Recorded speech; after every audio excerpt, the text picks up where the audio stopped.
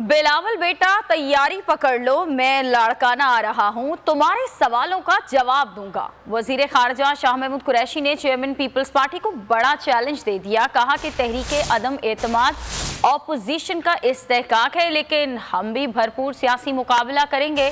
यकीन है ऑपोजिशन को शिकस्त होगी। उन्होंने कहा कि ऑपोजिशन तकसीम है, नून लीग में भी दो धड़े हैं।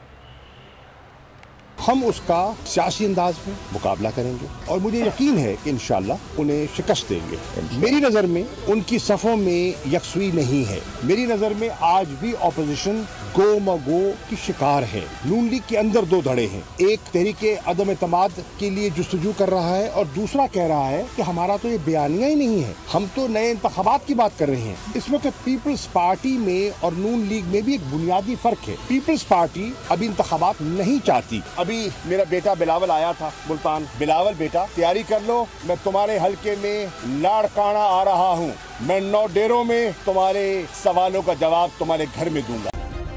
सब्सक्राइब करें और बेल दबाएं ताकि कोई खबर रह न जाए।